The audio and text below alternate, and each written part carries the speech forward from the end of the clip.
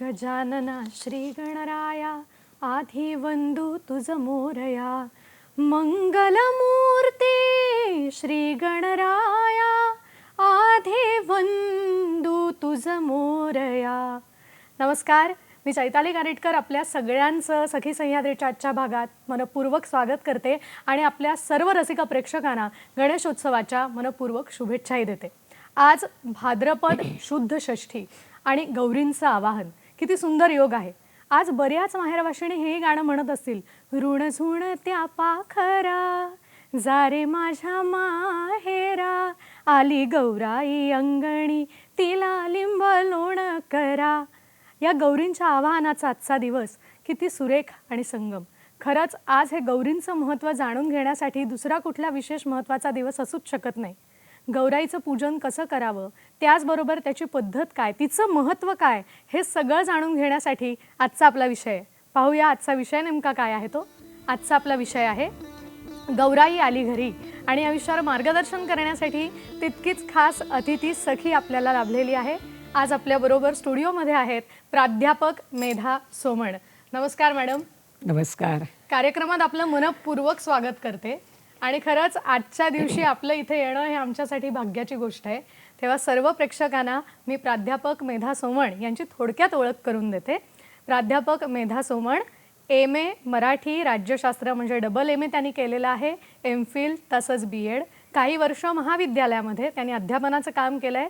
विद्यार्थ्यांना संस्कृत विषयाचं स्वतंत्रपणे त्या मार्गदर्शन करतात. सामाजिक, सांस्कृतिक, राजकीय, वैज्ञानिक अशा अनेकविध कार्यक्रमांचं लेखन आणि दिग्दर्शन त्यांनी केलं आहे.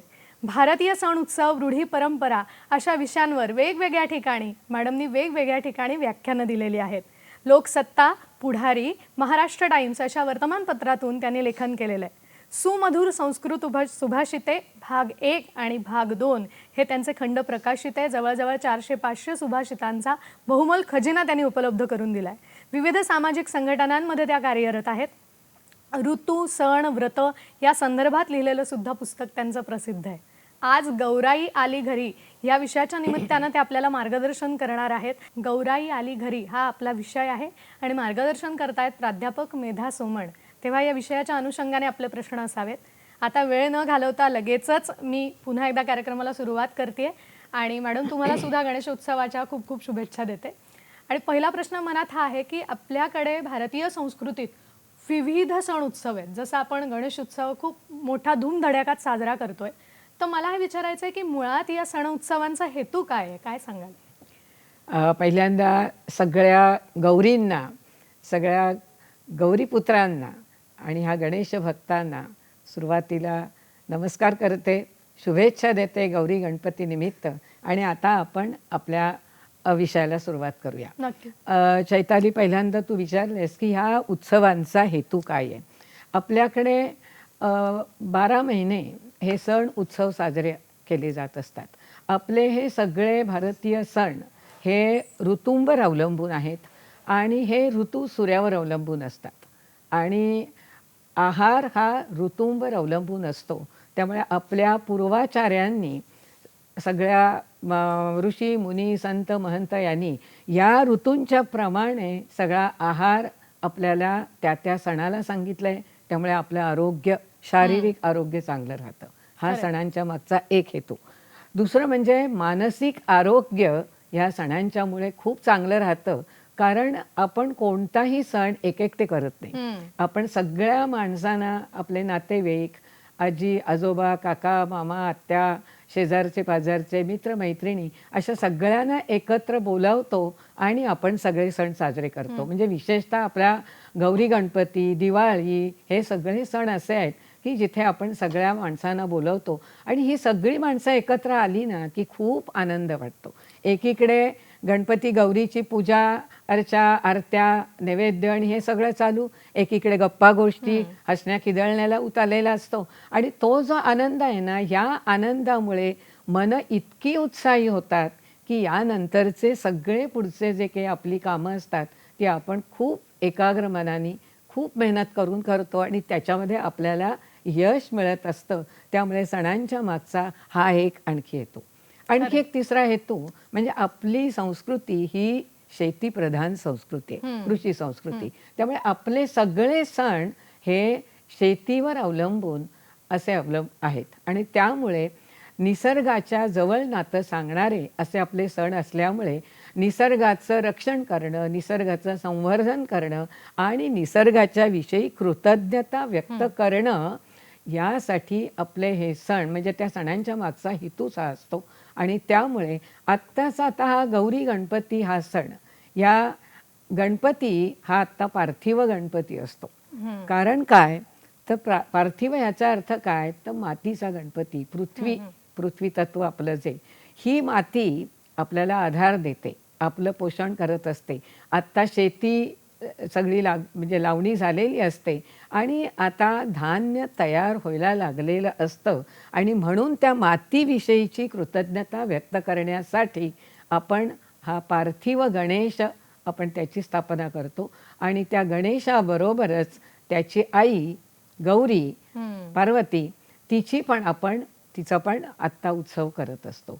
तेव्हा या सणांच्या मागचा हेतू हा आणखी एक म्हणजे की आपली जी आराध्य दैवत आहे त्यांच्याविषयी सुद्धा आदर दाखवणं, भक्ती करणं आणि मनाला एक आश्वस्त करणं असा हा सगळा सणांच्या मागचा हेतू आहे. नक्कीच. मला वाटतं तुम्ही जो एक उल्लेख केलात की मानसिक आरोग्य ही जी संकल्पना आहे ती आजच्या या युगात फार महत्त्वाची आहे आणि सण-उत्सवाच्या निमित्तानं खरंच आपण आनंदी राहतो, समाधानी राहतो आणि ते एक फार महत्त्वाची गोष्ट आहे सामाजिक आरोग्याच्या दृष्टीने. आपल्याला कार्यक्रमात एक फोन येतोय. रवींद्र कुडाळकर आपल्याला प्रश्न विचारतायत जळगावहून. नमस्कार रवींद्रजी.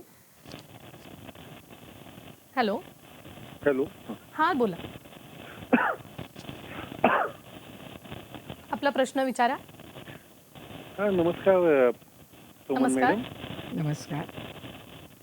मी रवींद्र कुडाळकर बोलते जळगाववरून. हां बोला. माझे 3 प्रश्न आहेत. पहिला प्रश्न असा आहे की गौरी प्रतिष्ठापनेची जी परंपरा आहे आपल्याकडे त्याची सुरुवात कधीपासून सुरू झाली असावी हा पहिला प्रश्न.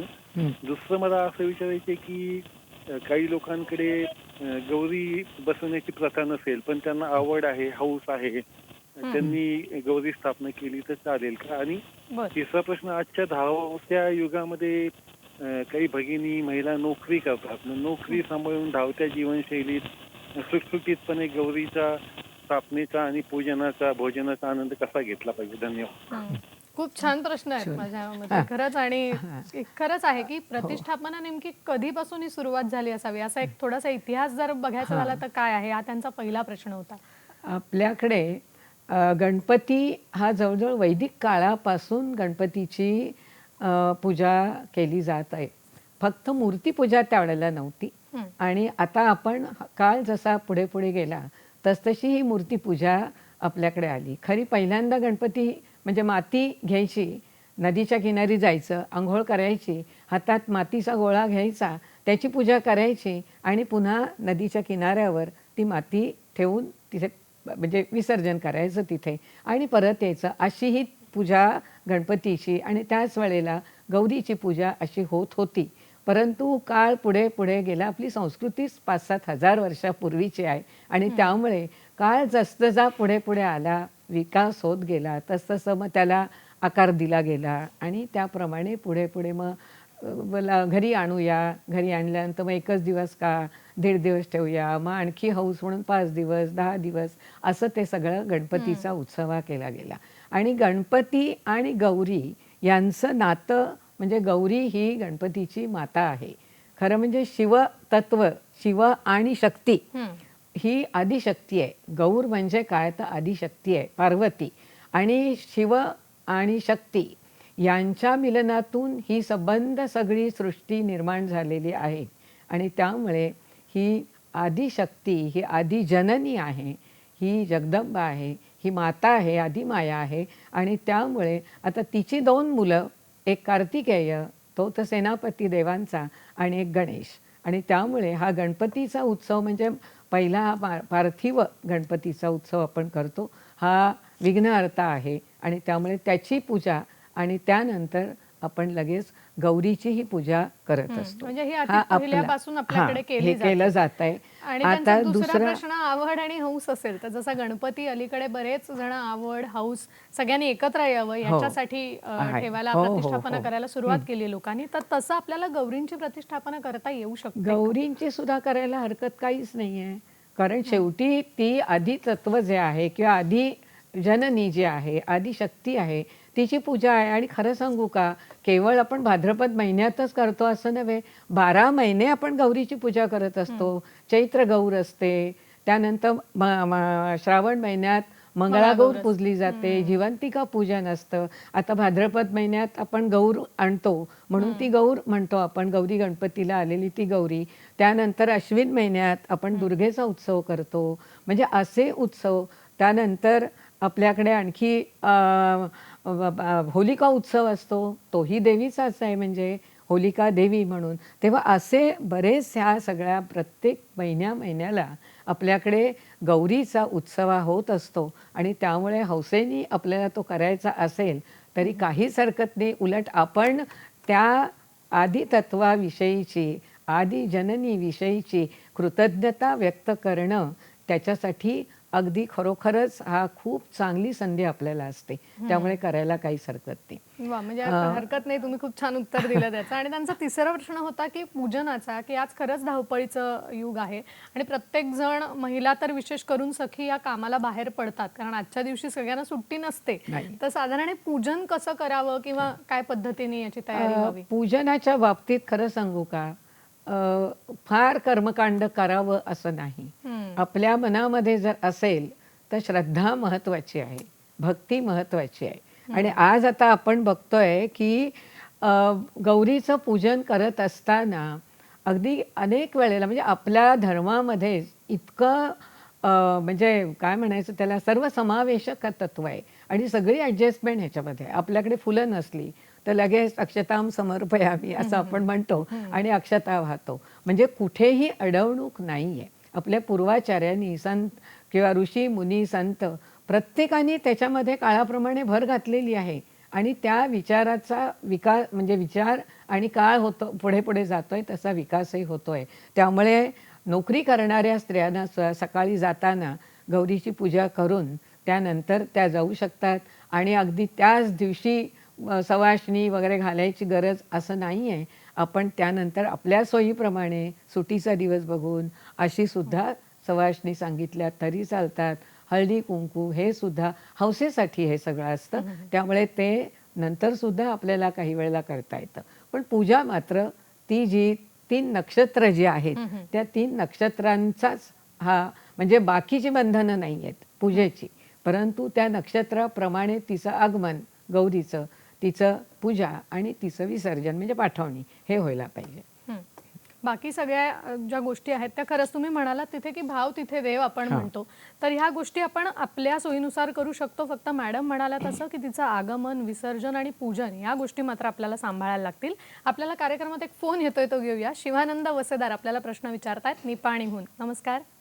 नमस्कार मॅडम. नमस्कार. शिवानंद वसेदार बोलतोय निपाणीहून. बोला. माझा प्रश्न असा आहे मॅडम, आम्ही प्रत्येक वर्षी गणपती आल्यानंतर गौरी व गंगा सण साजरी करतो. त्यावेळी आम्ही वेगवेगळी चाफ्याची पानं, जुडळ्याची पानं आणि गवर वगैरे घेऊन येतो. 2 वेळा त्यावेळी भरपूर वगैरे गौर आणतो. पण ते गवर आम्ही तयार करून गौरी सण म्हणजे गणपतीचा सण साजरा करतो.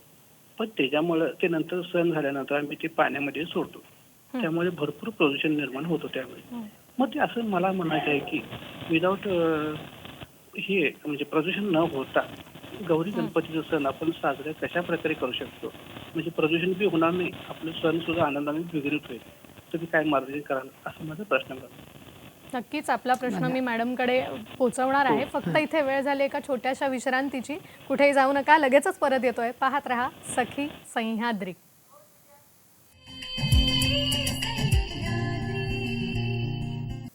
ब्रेक नंतर पुन्हा एकदा सगळ्यांचं स्वागत करते. गौराई आली घरी हा विषय आजचा आपला आहे आणि आपल्याला मार्गदर्शन करतायत प्राध्यापक मेधा सोमण. ब्रेक पूर्वी आपल्याला शिवानंद सरांनी एक प्रश्न विचारला होता. मॅडम, त्यांचा प्रश्न खरंच छान होता की आत्ताच्या काळात प्रदूषण प्रचंड वाढतंय आणि गणेश उत्सव तर आपण धूमधडाक्यात साजरा करतो, पण त्याच्यानंतर जर आपण जलस्रोतांची अवस्था बघितली तर ती अतिशय बिकट असते आणि याचं कारण प्रदूषण मोठ्या प्रमाणावर होतं. तर पर्यावरण स्नेही असा गणेश उत्सव साजरा करता येईल का, हा त्यांचा प्रश्न होता. अगदी नक्की नक्की पर्यावरण स्नेही गणपती गौरी आपल्याला साजरा करता येतील. एक म्हणजे आपल्याकडे जलप्रदूषण होतं, कारण काय तर सगळे जे गणपती पाण्यामध्ये विसर्जन केलं जातं आणि पाण्यामध्ये करावं हेही आहे, परंतु आता बहुतेक सगळ्या ठिकाणी नगरपालिका महानगरपालिका कृत्रिम तलाव बांधतायत आणि बांधलेले असतात, त्या ठिकाणी करावं. किंवा काही काही ठिकाणी हौद छोटे केलेले असतात, त्या हौदामध्ये जर केलं तर नदीमध्ये जो गाळ साचतो तो गाळ साचला जाणार नाही. आणि फार मोठ्या मोठ्या मूर्ती ज्या केल्या जातात त्याच्याऐवजी छोट्या मूर्ती जर केल्या आणि त्या छोट्या मूर्तींची पूजा केली आणि ती मातीच पाहिजे, प्लॅस्टर ऑफ पॅरिस नको, तर आपल्याला नक्की जलप्रदूषण टाळता येईल. दुसरं म्हणजे निर्माल्यासाठी सुद्धा निर्माल्य कलश सगळ्या ठिकाणी आजकाल ठेवले जात असतात. ज्या ज्या ठिकाणी विसर्जनाची सोय असते त्या ठिकाणी, पण आपण काय करतो, घेतो आणि पाण्यात तो निर्माल्य टाकतो. आपणही ती काळजी घ्यायला पाहिजे की तो निर्माल्य कलशात ठेवायला पाहिजे आणि त्याचा त्यानंतर मग खतासाठी उपयोग केला जातो. तिसरी गोष्ट म्हणजे ध्वनी प्रदूषण. हे तर आपल्या खरं म्हणजे ते टाळणं आपल्या खूप हातात आहे. कारण मोठ्या मोठ्यांनी आपण माईक लावतो, आपल्याला असं वाटतं की खूप मोठा माईक म्हणजे खूप मोठी भक्ती, असं नाही आहे. माईक लावायला हवा नाही असं नाही, कारण त्याशिवाय आजूबाजूच्या सगळ्या लोकांना आरतीची वेळ कधी आहे किंवा गाण्याचा कार्यक्रम कधी सुरू होतो आहे हे जर आपल्याला सगळ्यांनाच सांगायचं असेल तर त्यासाठी माईकचा वापर करायला पाहिजे. पण तो कर्कश स्वरात असा जो माईक असतो तो टाळायला पाहिजे.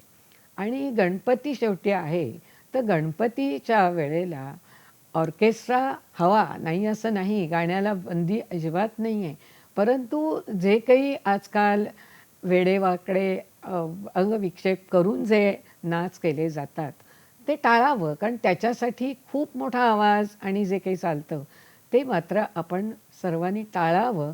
आणि मला वाटतं हे जर टाळलं तर नक्की ही सगळे प्रदूषण, ध्वनी प्रदूषण, जलप्रदूषण, वायू प्रदूषण, जे गुलाल आणि इतर जे उधळलं जातं तेही आपलं माफक प्रमाणात, म्हणजे थोडं एक हे केलं तर तोही आपल्याला हे सगळं प्रदूषण टाळता येईल आणि पर्यावरण स्नेही असा गणपती आपल्याला नक्की आणता येईल. कारण शेवटी गणपती ही काय आहे तर मातीची पूजा आहे. ही मातीची पूजा आपण मनोभावे करावी हा त्याच्यामागचा खरा हेतू आहे.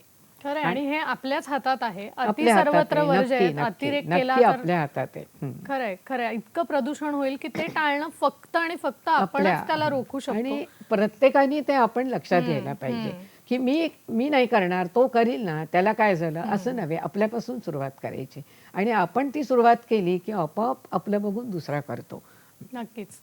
आता मला पुढच्या प्रश्नाकडे महत्त्वाचं यायचं आहे की आज गौरी आव्हान आहे आणि गौरींचं आगमन सगळीकडे होत आहे, तर हे गौरींचं पूजन कसं करावं, किंवा मगाशी तुम्ही म्हणालात की त्यांची पाठवणी, तर ह्याची काय पद्धत आहे, काय सांगाल? आपल्याकडे 19 सप्टेंबरला गणेश चतुर्थी आपण साजरी केली आणि गणेशाची प्रतिष्ठापना केली. आता आज 21 सप्टेंबर आणि अनुराधा नक्षत्रावर आपण गौरींचं आगमन आपल्याकडे होत असतं. म्हणजे ह्या गौरी ह्यांना वेळेचं बंधन आहे, बाकी कसलंही बंधन नाही आहे. 3 दिवस जे आहेत, 3 नक्षत्र म्हणजे अनुराधा, ज्येष्ठा आणि मूळ या 3 नक्षत्रांवर अवलंबून असं त्यांचं आहे. त्यामुळे आगमन जे होतं ते अनुराधा नक्षत्रावर होतं आणि आज 3:34 पर्यंत अनुराधा नक्षत्र आहे आणि त्यामुळे 3:34 पर्यंत आपण गौरी घरी आणायच्या आहेत. त्या आणताना सुद्धा आपण अगदी आल्यावर तिचं औक्षण करतो, तिला ओवाळतो. पावलं ती इतकीच शुभ अशी आहे की तिच्यासाठी पावलं काढली जातात आणि मग अशा आनंदात तिला आपण घरात आणतो आणि त्यानंतर तिची देवघरात म्हणा किंवा गणपती असेल त्या ठिकाणी म्हणा स्थापना करत असतो. आता हिची पूजा जी आहे ती ज्येष्ठा नक्षत्रावर करायची आणि उद्या 22 सप्टेंबरला 3:35 पर्यंत ज्येष्ठा नक्षत्र आहे आणि त्यामुळे पूजा करायची ती 3:35च्या आत आपली पूजा झाली पाहिजे. उद्या तिला नैवेद्यही दाखवायचं आहे. त्यामुळे पूजा झाल्यावर नैवेद्य आणि मग म्हणजे आरती आणि नैवेद्य हे सगळं उद्या आहे आणि त्यानंतर आपण हळदी कुंकवाला सुद्धा बोलवतो कारण तो आनंदोत्सव आहे. त्यामुळे सगळ्यांना आजूबाजूच्या लोकांना नातेवाईकांना आपण बोलवत असतो आणि विसर्जन ती पाठवणी आपण म्हणूया तर 23 सप्टेंबर 2:55 पर्यंत मूळ नक्षत्र आहे आणि मूळ नक्षत्रावर तिचं विसर्जन म्हणा किंवा तिची पाठवणी करायची. त्यामुळे वेळेचं बंधन आपल्याला फक्त आहे, बाकी काही बंधनं आपल्यावर नसतात. आणि तुम्ही म्हणाल की आता 2:55ला गौरीचं विसर्जन जर करायचं आहे आणि गणपती बरोबर जर करायचं असेल तर काय करायचं, तर ती काही 2:55च्या आत तिला घेऊन जायचं विसर्जन करायचं किंवा असं नाही आहे. तर आपल्याकडे मी मगाशीच म्हटलं की इतकी ॲडजस्टमेंट आपल्या धर्मामध्ये आहे, आपल्या भारतीय संस्कृतीत आहे की आपण आपल्या सोयीप्रमाणे आता ही सोय म्हणजे काय 2:55च्या आत जी काही आपण गौर स्थापन केलेली असेल त्याच्यावर अक्षता वाहिल्या आणि विसर्जनाचा मंत्र म्हटला की त्या आराध्य दैवत जे आपलं आहे म्हणजे गौर त्यातलं देवत्व आपण काढून घेतो. ती मूर्ती किंवा जे काही आहे ते शिल्लक राहतं आणि त्यामुळे अशी जर का आपण अक्षता वाहिल्या आणि त्यानंतर गणपती बरोबर ती विसर्जनाला नेली तरी चालणार आहे. म्हणजे आपल्याला तीनही या ह्याच्यामध्ये 3 नक्षत्रामध्ये तिचं आगमन, पूजन आणि विसर्जन करता येणार आहे. वा, मला वाटतं हे खूप महत्वाचं तुम्ही सांगितलं की ती वेळ महत्वाची आहे. वेळ त्यावेळेला लक्षात महत्वाची. टाकून आपण तिची पाठवणी करणं हे महत्वाचं. काही जणांकडे गौरी आणि गणपती यांचं विसर्जन होतं, तर त्यांनी हे विशेष करून लक्षात पाळावं घ्यायला आणि पाहिजे. लक्षात ठेवावं. खूप सोय छान आपली सांगितलं. आपल्या सोयीप्रमाणे आपल्याला ते करता येतं. आपल्याला एक फोन येतोय, तो आपण घेऊया. बरं, चालेल. काशीगंगा वाघ जळगावहून प्रश्न विचारतायत. नमस्कार. नमस्कार. नमस्कार मॅम, दोघींनाही माझा नमस्कार. नमस्कार. मॅम, प्रश्न असा होता की जसं थोड्याशा अंतरावर गेलं की आपल्या भाषेमध्ये किंवा चालीरीतींमध्ये थोडासा बदल दिसून येतो, तसं गौराईचंही आहे. कारण आमच्याकडे मी मराठवाड्यामध्ये राहते तर तिकडे महालक्ष्मी बसवणे असं म्हटलं जातं. तर प्रांतानुसार थोडंसं गौराई बसवण्यामध्ये थोडंसं पूजेमध्ये थोडा बदल दिसून येतो. तर थोडीशी त्याच्याविषयी माहिती भेटली सविस्तर तर छान होईल. कारण कोकणामध्ये थोडंसं वेगळं ऐकिवात आहे की तिकडे फक्त कलश पूजा की काय होते आणि इकडे दुसरीकडे आपल्याकडे मूर्ती पूजा होते. तर त्याच्याविषयी थोडीशी सविस्तर माहिती भेटली तर छान होईल. नक्कीच मॅडम याविषयी नक्कीच मार्गदर्शन करतील की खरंच गौराईची वेगवेगळी रूपं आपल्याला वेगवेगळ्या प्रांतागणिक आणि राज्यांमध्ये बघायला मिळतात. तर काही ठिकाणी खड्याच्या किंवा काही ठिकाणी त्या म्हणाल्या तेरड्याच्या किंवा अशा पद्धतीच्या गौर असतात, मुखवटे असतात. तर काय मार्गदर्शन कराल याविषयी? गौराईची जी रूपं आहेत ती वेगवेगळी रूपं ही आपल्याला दिसतात, पण खरी म्हणजे ही गौरी म्हणजे पार्वती आणि ही पार्वती हिला काही ठिकाणी महालक्ष्मी असे म्हणतात. आता आपणही तो उल्लेख केलात. ही गौरी ही महालक्ष्मी आणि ही विश्वजननी आहे. मगाशी मी सांगितलं की शिव आणि शक्ती यांच्या मिलनातून ही सगळी सृष्टी निर्माण झालेली आहे आणि त्यामुळे ही पार्वती म्हणजे आदी जननी आहे. तिलाच आपण जगदंबा म्हणतो, आदिशक्ती म्हणतो आणि तिची वेगवेगळी रूपं आपल्याला दिसतात.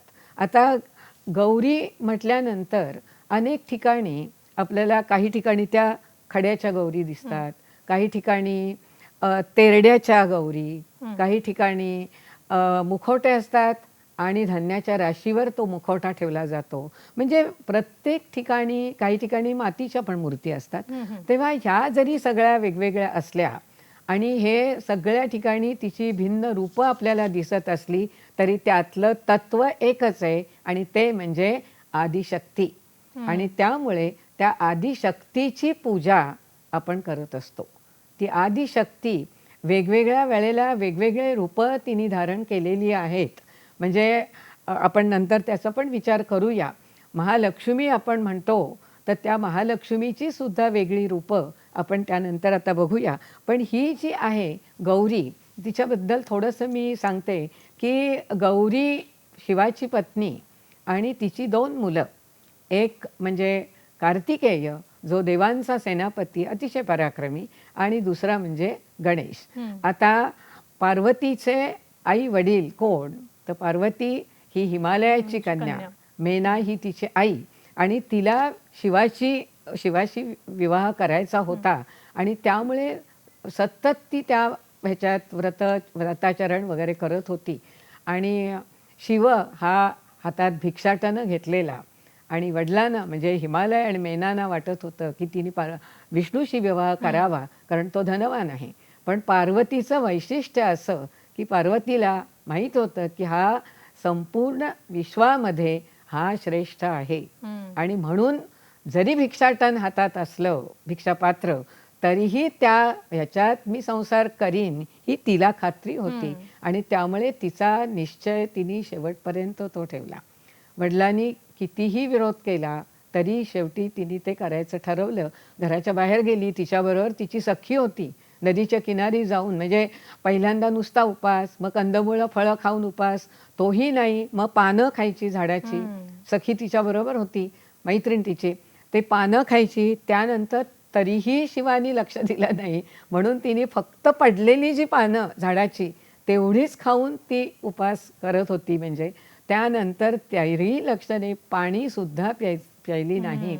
आणि त्यामुळे शेवटी मात्र तिच्या त्या सगळ्या इतक्या व्रतांचा शिवानं खरंच कौतुक वाटलं आणि त्यांनी त्यानंतर तिला एकदम तिच्या पुढे ते समोर आले आणि मग मात्र त्या विवाहाचा सगळा म्हणजे मान्यता दिली. मग आई वडिलांनी म्हणजे हिमालयाने आणि मेनानी त्यांनीही मान्यता दिली आणि अतिशय थाटामाटात तिचा विवाह झाला.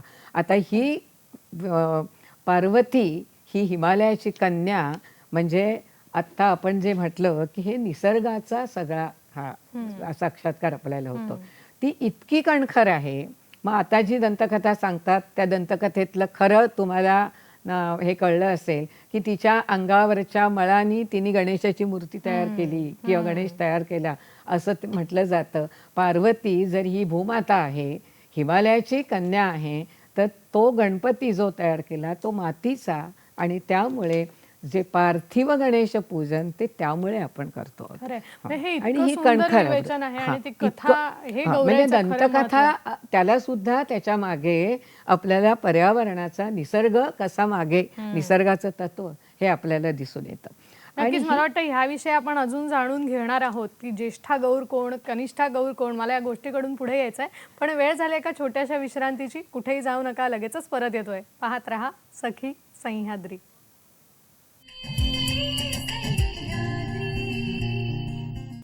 ब्रेक नंतर पुन्हा एकदा सगळ्यांचं स्वागत करते. गौराई आली घरा हाच आपला विषय आणि मार्गदर्शन करतायत प्राध्यापक मेधा सोमण. आपल्याला मॅडमनी एक गोष्ट सांगितली होती आणि ज्याच्यात पार्वतीचं हे खरं रूप आपल्याला दिसलं होतं. तर मला याच्यावरूनच पुढे विचारायचं आहे की ज्येष्ठा गौर आणि कनिष्ठा गौर असं आपण म्हणतो, उल्लेख करतो, तर नक्की याचा काय संबंध आहे या गोष्टीशी? ज्येष्ठा गौर का म्हणतो तर ज्येष्ठा नक्षत्रावर आपण तिचं पूजन करतो म्हणून तिला ज्येष्ठा गौर म्हणतो.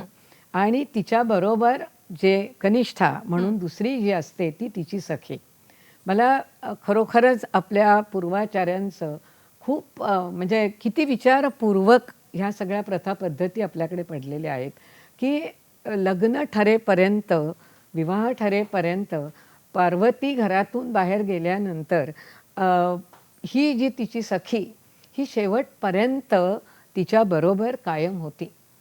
एकटी ती कशी राहणार म्हणून तिने सांगितलं नाही मी तुझ्याबरोबर येते आणि त्या दोघी नदीच्या किनारी अरण्यात गेल्या. तिथे ती बराच काळपर्यंत, जी मी कथा मगाशी सांगितली की बराच काळपर्यंत ती त्या ठिकाणी राहिली आणि नुसती पानं खायची ती नाही, मग पडलेलीच फक्त पानं, त्यानंतर पाणी सुद्धा सोडलेलं.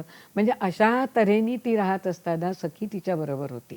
पण मला आणखी कौतुक वाटतं हे की विवाह झाला, आता चला मैत्रीण संपलं सगळं असं न करता ती मैत्रीणही तिच्याबरोबर कायम होती आणि आपल्या पूर्वाचार्यांनी त्या मैत्रिणीची सुद्धा आठवण ठेवून पार्वतीबरोबर तिची पण पूजा केली जाते. आणि हा जो मनाचा मोठेपणा किंवा त्याग जो आपल्या संस्कृतीतला आहे ना, त्या मैत्रिणीचा, त्या सखीचा त्याग आहे.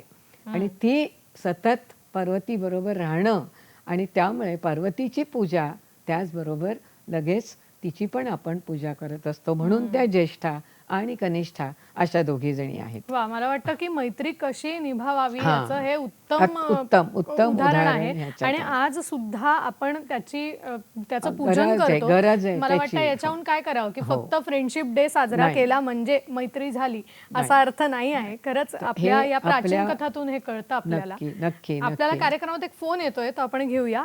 दादासाहेब उबाळे प्रश्न विचारतायत जामखेडहून. नमस्कार. नमस्ते. नमस्कार. नमस्कार. माझा प्रश्न असा आहे की गौरी बसवण्याची प्रथा किती वर्षांपासून सुरू झाली याबद्दल सांगा. नक्कीच नक्कीच.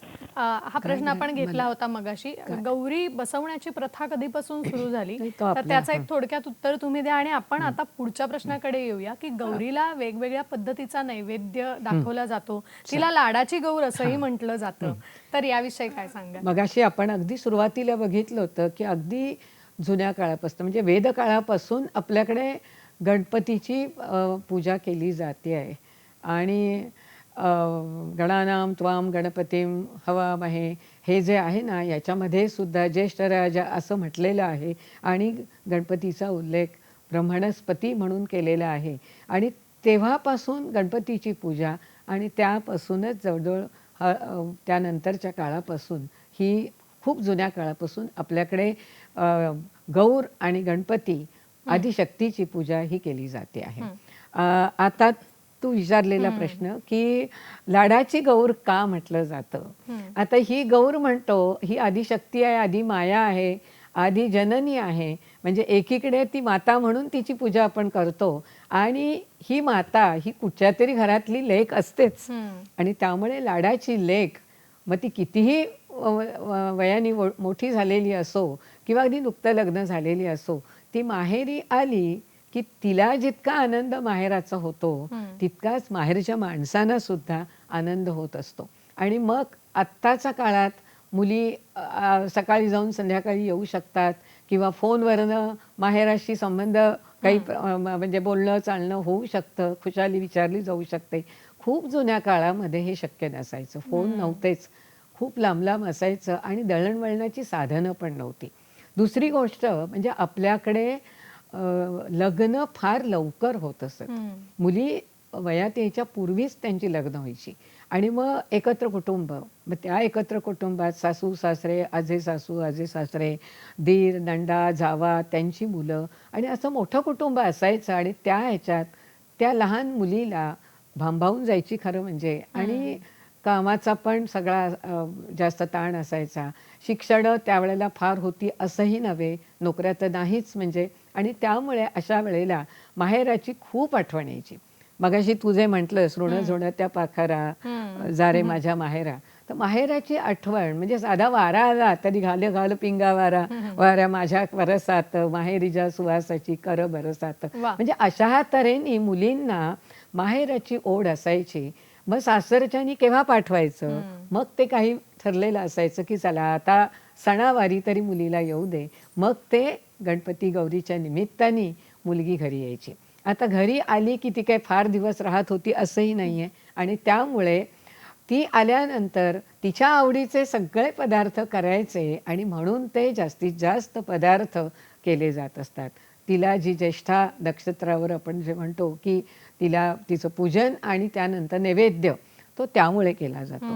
आता आपल्याकडे असं म्हटलं जातं की देवीचा नैवेद्य जो केला जातो बहुसंख्य ठिकाणी 16 भाज्या 16 कोशिंबिरी, 16 चटण्या, 16 पक्वान्न, म्हणजे जे काही करायचं ते 16-16च्या ह्याच्यात करायचं. आता हे 16च का असं तुम्ही आपोआप लगेचच प्रश्न विचाराल. पहिलं म्हणजे आपल्या ज्या मातृका आहेत त्या 16 आहेत. म्हणजे त्या म्हणजे गौरी, पद्मा, शची, मेधा, सावित्री, जया, विजया, देवसेना, स्वधा, स्वाहा, माता, लोकमाता, पुष्टी, तुष्टी, धृती, आणि जो कोणी पूजा करत असेल त्याची जी कुलदेवता असेल ती, म्हणजे समजा कोणाची अंबा माता, कोल्हापूरची अंबाबाई ही असेल कुलदेवता, मग तिचं अंबाबाई किंवा अंबा माता अशी 16 नावं घेतली जातात मला वाटतं आणि ही मग 16 नावं त्याची तुम्ही पूजा. सांगितली ती हो. कोणाला माहितही माहित. नसतील. ह्या खूप 16 छान. मातृका म्हणजे आपल्याकडे कोणतंही शुभ कार्य असलं तरी गणपतीची पूजा आणि गणपतीच्या पूजेबरोबरच लगेच ह्या 16 मातृकांची सुद्धा पूजा केली जात असते.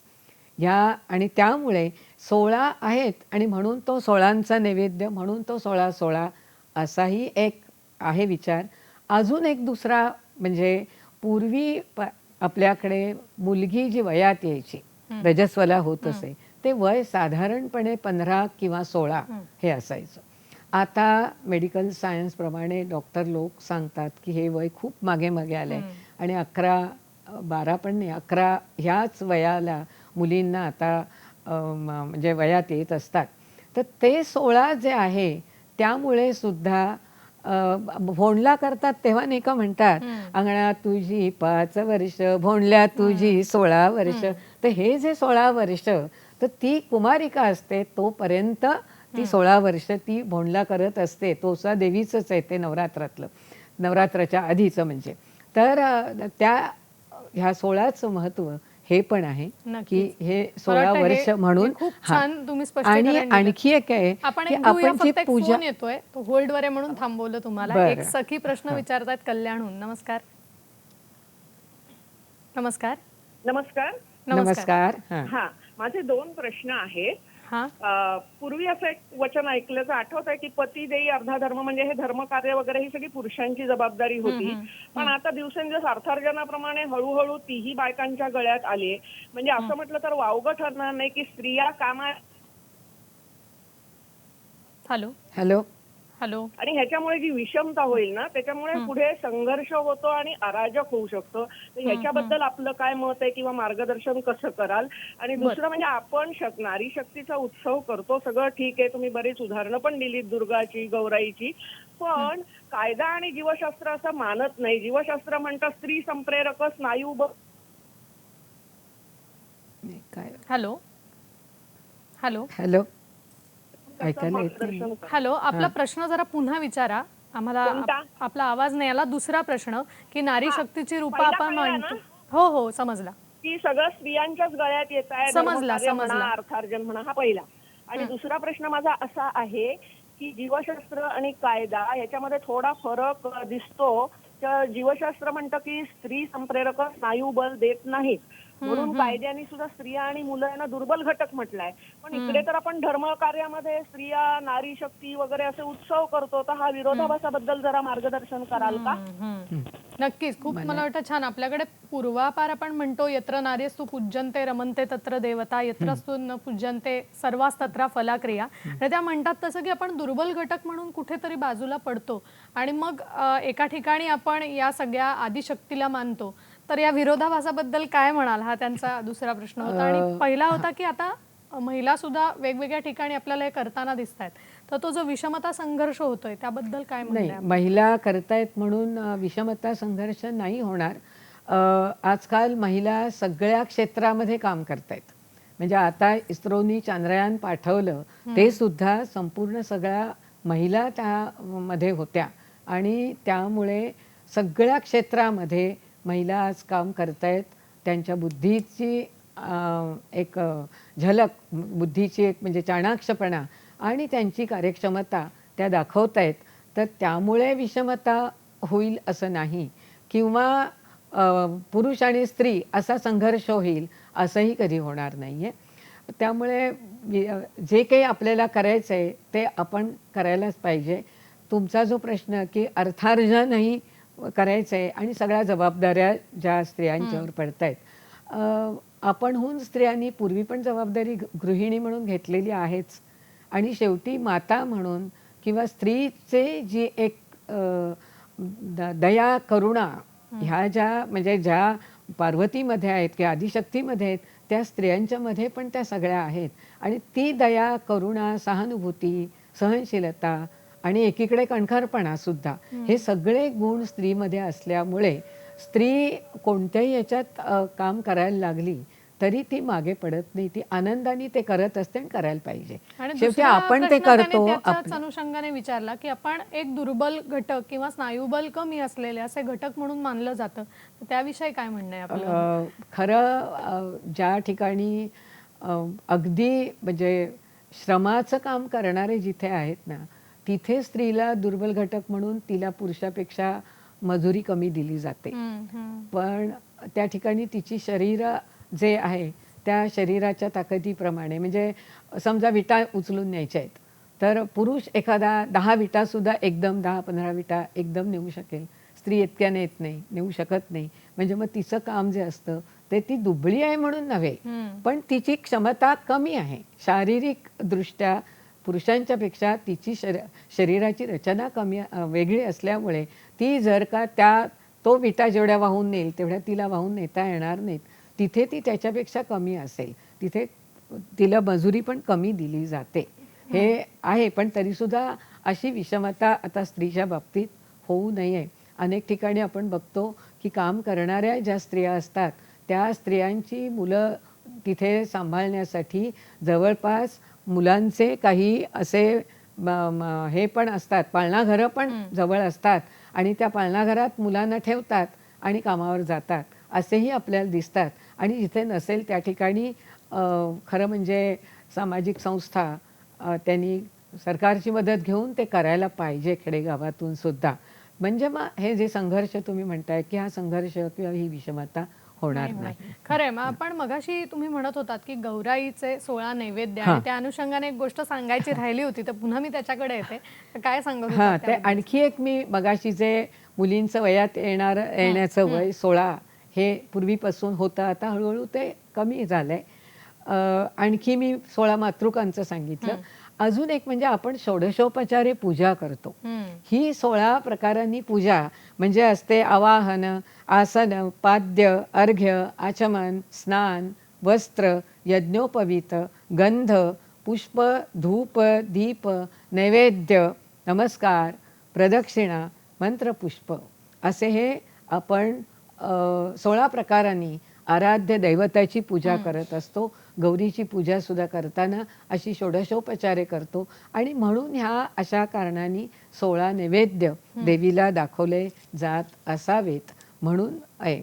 आणि लाडाची तर मगाशी म्हटलं की इतक्या वर्षांनी ती येते त्यामुळे ती लाड तिचे सगळेजण लाड करत असतात आणि त्यामुळे तोही आनंद सगळा असतो आणि म्हणून हे सगळे पदार्थ केले जात असतात. खरंय. मला एक अजून मनात प्रश्न आहे की देवाची उपासना करणारे विविध संप्रदाय किंवा पंथ आपल्याकडे आहेत आणि या आदिशक्तीची सुद्धा उपासना करणारा पंथ आहे ज्याला आपण शाक्त संप्रदाय म्हणतो. तर मला त्याच्याविषयी आजच्या या गौराईच्या निमित्तानं जाणून घ्यायचं आहे.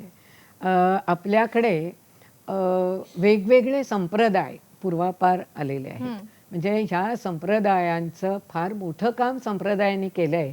म्हणजे जवळजवळ 6व्या-7व्या शतकापासून आपल्याकडे बाह्य अशी आक्रमणं आपल्यावर व्हायला लागलेली होती आणि हे जे आक्रमक होते या आक्रमकांच्यामुळे धर्माला खूप काही सनातन वैदिक धर्माला फार मोठं संकट आलेलं होतं आणि अशा वेळेला अंधाधुंदी आणि अनाचार बराच माजलेला असताना हे जे वेगवेगळे संप्रदाय होते या संप्रदायांनी हा धर्म सनातन धर्म वाचवण्याचं फार मोठं काम केलेलं आहे.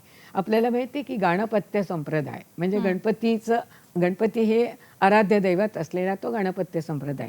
शैव संप्रदाय म्हणजे शिवला महत्त्व देऊन शिव असा असलेला शिव संप्रदाय. वैष्णव संप्रदाय विष्णू हा महत्त्वाचा आणि त्यामुळे विष्णूला मुख्य दैवत आहे मानायचं आणि तो वैष्णव संप्रदाय.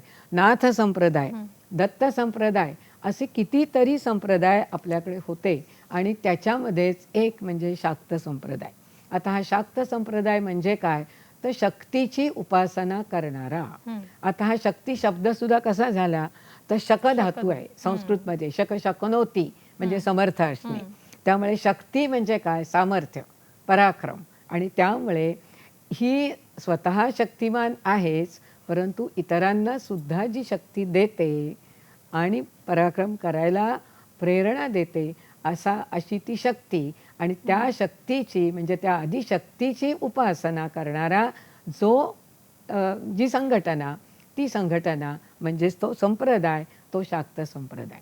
आता ह्या शाक्त संप्रदायाला विरोध फारसा कोणी केला नाही. जसं पूर्वी आपल्याकडे शैव वैष्णव वाद खूप झाले, परंतु त्यात सुद्धा आपल्या आद्य शंकराचार्यांनी खूप काही एकीकरण करण्याचा पुष्कळ प्रयत्न केला आणि ते वादही हळूहळू नंतर कमी झाले. शक्ती संप्रदायाला मात्र, शाक्त संप्रदायाला फारसा कोणी विरोध केला नाही, कारण हे सगळेच संप्रदाय हे आदिशक्तीला, विश्वजननीला, जगदंबेला मानत होते. आणि त्यामुळे या शक्ती संप्रदायाला, शाक्त संप्रदायाने म्हणजे खूप मोठं काम केलेलं आहे. त्यांनी बरंच काही साहित्य निर्माण केलेलं आहे. मी आता त्याच्याचकडे येणार होते की आज आपण गौरीचं आवाहन म्हणतोय आणि आगमन आणि आपण पूजन करणार आहोत, तर या गौराईची काही स्तोत्र किंवा आरत्या आहेत का, आणि त्या कुठे बघायला मिळतील? कारण खरं तर विषय इतका मोठा आहे पण वेळ कमी आहे, पण तरी हा प्रश्न मला विचारावासा वाटतो. काय आपल्याकडे आधी म्हणजे ही जी आपण गौर म्हणतो आत्ता, तर ती गौर म्हणजे ह्या गौरीचंच रूप आपण आता पुढच्या अश्विन महिन्यामध्ये दुर्गा म्हणजे जी असुरांचा संहार करणारी ती दुर्गा, आणि त्यामुळे ते दुर्गेचं रूप. खरं ती आदिशक्तीच, ती आदिजननीच, ती जगदंबा. आपण ह्या सगळ्या वेगवेगळ्या नावानी म्हणजे ह्या आदिशक्तीला आदिमाया किंवा जगदंबा, विश्वजननी, अंबिका, गौरी, पार्वती वेगवेगळ्या नावानी आपण म्हणतो. म्हणजे जिनी महिषासुर राक्षसाला मारलं म्हणून तिला महिषासुरवर्धिनी, नंतर जिनी चंडमुंडांना मारलं आणि म्हणून ती महाकाली, जिनी शुंभ निशुंभ राक्षसांना त्यांचा संहार केला ती महासरस्वती. म्हणजे ही जी दुर्गेची रूपं आणि ती त्रिगुणात्मक अशी 3 रूपं आपण आपल्याला सांगितली जातात आणि आपण त्याची उपासना करतो. पण ती सगळी जरी असली तरी ती शेवटी आदिशक्तीची, आदिमायेची आपली उपासना असते. आता या स्तोत्र आणि आरत्यांबद्दल हो, याच्यामध्ये आपल्याला दिसेल की बऱ्याच काही स्तोत्र म्हणजे सप्तशतीचं स्तोत्र आपल्याला माहिती आहे, श्री सूक्त, आनंद कर्दम चिखलीत या सगळ्यांनी लिहिलेलं ते श्री सूक्त आणि बहुसंख्य लोक ते म्हणत असतात. त्यानंतर देवी कवच आहे, देवी स्तोत्र आहे. आद्य शंकराचार्यांनी सौंदर्य लहरी हे स्तोत्र लिहिलेलं आहे आणि त्यांनी अन्नपूर्णा स्तोत्र लिहिलंय. आता हे अन्नपूर्णा स्तोत्र सुद्धा, ही अन्नपूर्णा म्हणजे कोण, तर ही सुद्धा पार्वतीच आणि तिच्याकडे भिक्षा मागतायत आणि ती सुद्धा भक्ती, वैराग्य, ज्ञान याची भिक्षा मागतायत की हे आम्हाला दे अशी. आणि ते अन्नपूर्णा स्तोत्र त्यांनीच भवानी अष्टक पण लिहिलेलं आहे. म्हणजे सगळ्या ठिकाणी आपण जर बघितलं ना तर देवीची स्तोत्र, देवीच्या आरत्या पण आहेत. दुर्गे दुर्घटपारी तुझ विण संसारी, नंतर उदो ग अंबे उदे ग अंबे उदे, त्यानंतर महालक्ष्मीची आरती आहे, मंगळागौरीची आरती आहे, हरतालिकेची आरती आहे. आता हरतालिका सुद्धा आपण पूजल्या, त्या हरतालिका सुद्धा शेवटी काय आहे, ती पार्वतीच आहे. म्हणजे आदिशक्तीच्या साठी विविध प्रकारचं असं साहित्य, स्तोत्र, आरत्या, अभंग आपल्याकडे निर्माण झालेले आहेत. आपल्याला आणखी एक मला सांगायचं आहे देवीच्या निमित्ताने की नवदुर्गा ज्या आपण म्हणतो, ह्या नवदुर्गा म्हणजे महाकाली, महासरस्वती आणि महालक्ष्मी ह्या दुर्गेची 3 रूपं त्रिगुणात्मक म्हणून. आणि त्या तिघींच्या आणखी परत ज्या आहेत आणखी रूपं, ती म्हणजे नवदुर्गांची. आणि ती आहेत शैलपुत्री, त्यानंतर ब्रह्मचारिणी, चंद्रघंटा, कुष्मांडा, स्कंदमाता, कात्यायनी, महागौरी आणि सिद्धदात्री. अशा या नवदुर्गा आपण मानत असतो आणि या नवदुर्गांची पूजा आपण कायम करत असतो. आताच्या नव्या काळात वेगवेगळ्या क्षेत्रामधल्या अशा स्त्रियांचा सत्कार किंवा सन्मान ह्या नवदुर्गांच्या रूपाने आपण करत असतो. नक्कीच. मला वाटतं आज गौराई आली घरा या विषयाच्या निमित्ताने इतकी सुंदर माहिती आपल्याला मॅडमने आजच्या या कार्यक्रमात विषयातून ओळख करून दिली. आजचा हा भाग कसा वाटला हे आम्हाला जरूर कळवा. त्यासाठी वेगवेगळी माध्यमं नेहमीप्रमाणे आपण वापरू शकता. www.facebook.com/dd सह्याद्री फेसबुकवर प्रतिक्रिया देता येईल. सखी सह्याद्री @gmail.com हा आपला मेल ID आहे. www.youtube.com/dd सह्याद्री यूट्यूबवर देखील प्रतिक्रिया देता येतील. @dd सह्याद्री आपलं ट्विटर हँडल आहे. गौराई आली घरा हा आजचा आपला विषय होता आणि खूप छान मॅडमनी आपल्याला मार्गदर्शन केलं. तेव्हा संपूर्ण सखी सह्याद्रीच्या टीमच्या वतीने मी आपले मनपूर्वक आभार मानते. आणि मला वाटतं जाता जाता इतकंच म्हणावंसं वाटतं, वक्रतुंड महाकाय सूर्यकोटी समप्रभ निर्विघ्नं कुरु मे देव सर्व कार्येषु सर्वदा. सर्वांच्या आयुष्यातली विघ्न दूर करणाऱ्या गणपती बाप्पाच्या या उत्सवाच्या पुन्हा एकदा सगळ्यांना शुभेच्छा देते. आपण भेटणार आहोत पुढच्या सखी सह्याद्रीच्या भागात. नमस्कार. नमस्कार. सर्वांना शुभेच्छा. गणपती बाप्पा मोरया.